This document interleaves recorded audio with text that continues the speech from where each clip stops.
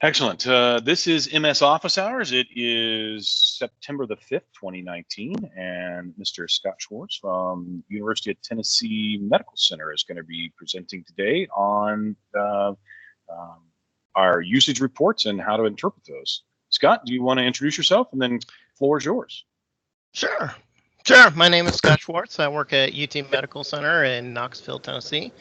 Hopefully everybody can hear me correctly. Yeah. I'm trying that out. All right. So we talked about this a little bit here and there, and we always talk about this subject. So I'm going to go real quick and not bore you in slideshow hell. But I did want to talk a little bit and go over a few things. We're going to cover a few. This involves a lot of Power BI apps, but one of the things I get from my users is that they don't understand between dashboards and reports. So I'm going to go over that. And then, of course, we have to talk about Teams integration. That's always a topic that we need to hit because. So to start out, this is your landing page, and Power BI is located in here. I set up this so we have a quick demo, hopefully, because there's some content that I want to get into, not only for you people that are novice, but also the ones that are advanced users. So in my previous life, I used to do a lot of other things. I'm not just a security engineer. I'm a database administrator, all kinds of stuff. So in Power BI, this feature was previously released in preview, and you'll notice that in my workspace, I have the reports. I left them here on purpose so we could talk about that. And they're in preview. Those are not really useful any longer due to some limitations, but I'm going to show you how to get around that. So this has now moved to an apps icon on the left-hand side in Power BI. And there are iteration changes to each of these. So be aware of that so that you know, remember that as we go along. I'll explain why. But as you can see, these apps can be duplicated out here. So I actually have a 365 usage analytics report from August 8th. Which previously it was called Office 365 Adoption Preview. So as these get updated, some of the older ones are no longer valid. And then, of course, I made sure that I was totally up to date for this demo and did September 4th. This one can be added by getting your app. And from here, you just go to the Apps tab. It's pretty easy. And in here, you'll find that actual app, which is down here. Now, if you haven't used Power BI apps before, this is a great time to mention there are other stuff out here like Windows Defender Threat Protection and some of the other ones that Microsoft produces so that you can look through those. And once you get that app, you can load it up and it automatically populates. Now, this is, you'll notice I'm in the apps under the 365 usage analysis. This is a dashboard. And as a dashboard, you can scroll through the different objects and look at all these cool little graphs throughout. Which it's great, right? You can drill down into these if you want. If you haven't used Power BI before, you can go to the report or open in focus mode, which grabs this, basically this section into focus mode. And then you have additional filters on the side as well. So this way you can see all of that data up in front. And one of the biggest things I get about, oh man, I need that focus mode because I need to take a screenshot for that for my presentation. But I'll show you some other things that you can do besides that. So in a dashboard like this, it's really helpful, but sometimes I get these people, well, that's great, but I don't need, what in the heck is this? Why do I have this here? And it's not laid out the way I want it laid out. Now remember, this was a pre-packaged app. So in this current format, you cannot edit. There's no edit functionality. If I drill down on this, there's a nuance that I want to show you here. So if I go ahead and click on one of these parts, you'll notice that the breadcrumb really hasn't changed very much. But this is now in report format. And for those of you that don't use Power BI all the time, I am using the new look, okay, which puts your tabs down the left-hand side. I'll show you what I mean in a second, how the other tabs look. As you go down through here, you'll notice that each one of these is some of those dashboard reporting, right? So if I go back here and look at that dashboard, which sometimes takes a while to load, that's why I did it ahead of time. Each of those sections are actually here. This is our actual product data from us. And you can go through and look at all the things that that we have in here. Your storage, Skype for business access, Exchange usage. Of course, we're big email people. And these reports can automatically get refreshed on a schedule. You can have your filtering on the side, and that's great. One of the things that we were talking about, these individual ports, Teams usage. Hey, we need to ramp up our Teams usage. This is how you go in and look at those and make sure that you're doing a good job on your message out there. Okay. So beyond that, Hey Scott, do you mind if I add something real quick? Sure. I apologize for butting in. Nope. I did put something in the chat. Okay. I highly recommend this Power BI dashboard and pack for anyone who is currently planning their Skype for Business to Teams upgrade. Oh yes. Because it allows you to go through and find out who your major departments are and who your major users are, so that you can target them with the specific Teams awareness and training. For example, if you were to click on the Skype for Business user activity, you could see a graph that shows, I'm sorry, it's the one that's a little bit down below. Yeah, it's this one right here, right? You'll see a graph that shows who your major departments are. And before you do your upgrade, you want to make sure that you've addressed those departments with driving some awareness of Teams before going there.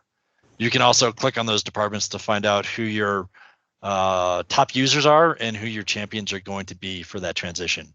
And so I highly recommend that people use this as they're planning their awareness of Teams, and also as the indication of when they're ready to do the Teams upgrade. Yep. Great, thanks, Nick. Yeah, that's perfect, and that's why this data is so important. We actually use this data to go and we'll look at product usage, I believe. And you'll notice that we actually have reduced our license count based on what we know, right? We have quite a bit of turnover. So you can tell that we were over licensed, so we had to adjust that a little bit. One of the things that I get from different people is that I don't really care all about that. I'm only interested in the Yammer piece because that's the piece I manage, right? That's the piece that I'm community championing for. So we create reports just for those. And so in that same context, to get this app, one of the things that you have to do in the app, and I forgot to mention that, I had this tab up for a reason. You'll need your tenant ID. And as Preston always reminds us, where to get this tenant ID from, and your admin console under usage. They have these handy reports, scaled back versions. But down in the corner is your tenant ID. So you can grab that and stick it in, and then you'll be able to use the app. I forgot to tell people about that. So one of the things that you can do is there's a couple links that I put in the notes in the conversation notes, and the reason being is that as I talked about before, this is great, but I need some customization. one of the things that you cannot do or at least unless Nick can tell me, in Power BI apps is I cannot put these into teams. Now I may be wrong. I can't figure it out. So we'll go from there. So there is a Power BI app that you can load into Teams as long as it's allowed by your Teams service administrators. Okay. That will allow you to load this, and then you can see all the tabs along the bottom. Okay. Not the tabs, just the app. Now I can do reports, but pulling in apps doesn't seem to be. I'll show you what I mean. So what I have done is in this article, it talks about how the usage to get started and how to get going. This gives you an oversight of all the reports that it includes, and there's a lot of FAQ in here. So read through those. I don't have time to go through them all, but there's a lot in there. One of the key things is though, this link I gave you for customizing the reports and analytics. The documentation in here is a little bit off right now because it's a little bit behind, but that's okay. All of it still works great. The customization part, the only problem that you have is that you need to go to this link in the download center, and I can post that separately. I didn't think about that. But what that allows you to do is it downloads a single file, Power BI desktop file. And in Power BI desktop, you can go ahead and grab all of the reports that's available. And by doing that, you get all the tabs that are located at the bottom of the report. What we do is we like a lot of these reports are what we need just as a single entity, correct? And maybe we talked about the Yammer guy. He just likes Yammer, so that's fine. So what we do is we chop out some of these, and the way I do that is I trim it down by chopping out some of these tabs. When we do that, I save it off as a new report, and I can publish it out to any of the workspaces that I have access to in Power BI. When we do that, then I also have the ability. I don't know if I have it on this one. No, I don't. One of the things is when you get good with Power BI and you have this open, you can then create your own reports based on the data they already pulled. So for instance, this one here, I made a report of just Office 365 A5 for faculty. And all I did was pull in those separate fields, and I've got a single report. The beauty of this is now I have a single report that I can go out, and I published that out to Teams. And I closed my Teams client, didn't I? That was horrible. Oh, because I didn't want to be disturbed while we were recording. Well, you know what? That's fine. We don't have to fret.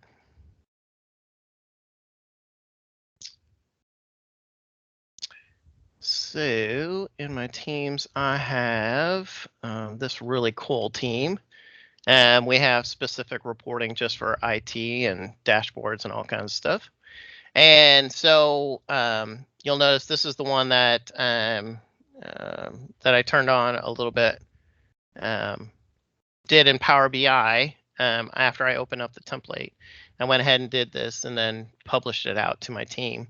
But since I published a single report out, for instance, this report here, now that it's in my Power BI workspace for that team, I can go ahead and actually I have lots of stuff that I have access to, so that's not really fair, but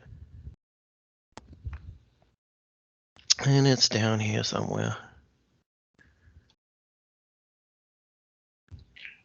So just noting what you did in Power BI, every Office 365 group has a workspace. When you create a team, it creates one of those groups. So you've actually saved and published this report into the IT reporting and dashboards workspace Yep. which is the same team that you're using. So now you don't have to worry about permissions and all that, right? It just happens. That's right. Yep. And one of the things about this is patience. I have to say patience.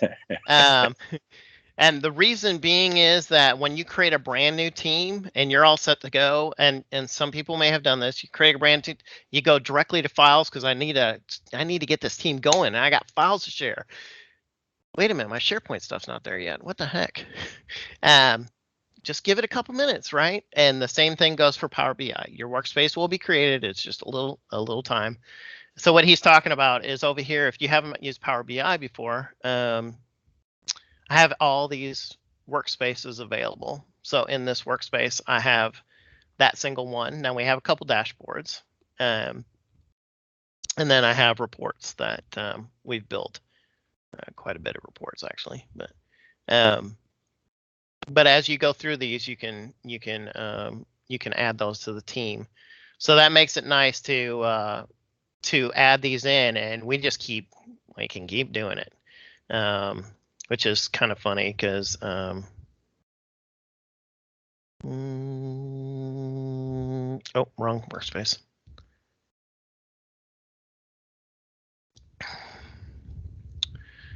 All right, and there is now one of the things that I noticed is when I was to change the name of that workspace because you already have Power BI.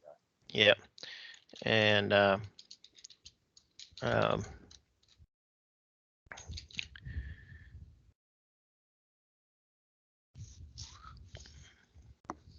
and I'm sure this data is a little bit old because this report was built on something else. This was actually in preview mode, so that's why it's not doing that. But as you can see, the cutting down the tabs in Power BI and then publishing the report is really, really easy. All I have to do is click the X's at the bottom, delete the pages. You'll get the reports that you want, and you can have them broken out so that specifically for that specific usage for those reports. Yeah, I like that. It's a lot easier for people to find and to get the data they're looking for. They just come into the team, they see the tab they're interested in, go look at it, rather than trying to dive through that full Power BI report every time. Yeah, and I'm not, there are so one of the other things I wanted to talk about was the other comment was, yeah, this is just way too busy and I don't like all that. And see, it's still running. I don't know why it does that. You can come up here and go ahead and save a copy, or I'm sorry, it's under the view menu. No, it's not. Where did I put that? Save a copy. And yeah, you can go ahead and after you do this and you get it in there as a single report, then you can use the print to PDF or PowerPoint option. Yay. So this is something that we print off and send out to leadership management on their quarterly meetings.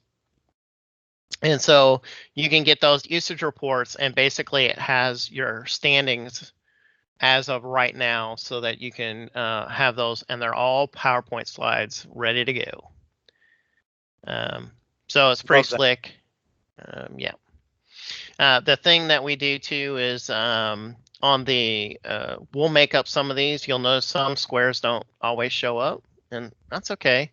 What we do is on my other secure team, I have reports like this, but they're chopped up with some of these features taken off so that it only shows what our management team is interested in. And then we use the PDF functionality from there. So, all right. So I think that's a great point. I want to just pick your brain real quick. You mentioned that you guys pulled this off and like provide that report to leadership. Yep. Do you have particular goals and things that you guys set, or are they just looking at it in general to see what the rate of change is? They look at the rate of change. I mean, we are an A5 shop. So for clarification, one of the things that you've talked about is like a lot about licensing. We're different. I don't know if I haven't heard too many of you comment about how licensing is for you. For us, we are completely A5 faculty and staff. I'm sorry, faculty and students. So all of our students get A5 licenses as well. So those costs are, we're trying to be as a good steward of the organization, right? And so by making sure that we're on track and how we are progressing as we go in, let's see, you'll notice here as we've climbed up over the few months, the reason is we put on, well, we just finished the next one. So we've actually added 3 floors of hospital beds in the last 6 months, I guess. So obviously our nurse count goes up, staffing count goes up. So that's one of the things that we look at to see how, hey, when you guys open a new wing, this is what happens. So right. What's the cost associated with that, and then also what's the ROI? Right. Verification, validation. Right. Very cool. All right. Thanks, man. Yep. Any questions out there? I've been trying to watch the chat, but I'm not too successful at it. We'll keep an eye on that for you. Okay. Well, I definitely appreciate it, man. I appreciate you going further than just saying, hey, you can pull up this app in Power BI, but showing people too how they can build some custom views of this data, right, to be able to build their own reports. Yeah, and when you get deeper into it, one of the things that you'll see is I was playing a little bit. I had a few minutes. The edit query functionality allows you to, now you can't change the underlying the objects or queries that is produced by the app, but you can go in and create merged data tables. And if you're not a Power BI person or a data person, it's okay.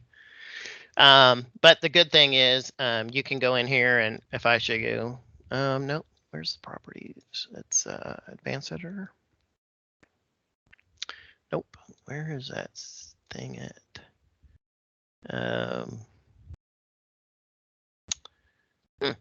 Okay, that's not what I wanted to show you, but you can go and choose those columns, and where the columns match up in between, like I use user ID to match up the tables here, and then you can pull different data sets together so that you can do singleized reports and do those. So let's do merge queries. So like this is my merge query, and you can look at that data, and let's say that I wanted another table on top of that. I could go ahead and grab one of these tables, like, oh, I don't know. Ooh, that'd be scary. Let's see. Drive usage? Nope. So the trick here is that you have to have a field that matches some of your previous data. So there are some limitations, but if you can find a field that matches, you can simply click the top field, click the bottom field. They will estimate the data preview. And this is a left outer join for those people that are database people. And then you can click OK, and you'll get a new query out here. So you'll get more data that you wanted from those fields. So you can go back to your report and customize that. Awesome. And Maria had asked if you're using Power BI premium licensing. No, I am not. No. What you do have, though, is you have Power BI Pro, which is a part of your A5 license, which allows you to share the reports and dashboards that you create with other coworkers. That is correct. Yes, it is. But that is a difference, right? Between Power BI correct. Premium and Pro, they are different licenses. Yeah. So correct. And premium allows you to do things like paginated report builder, which there are other things. There data gateway though, you in Pro you can do the data gateway. If anybody has questions, I know that's not one of those things that you use every way. But basically, what it allows you to do is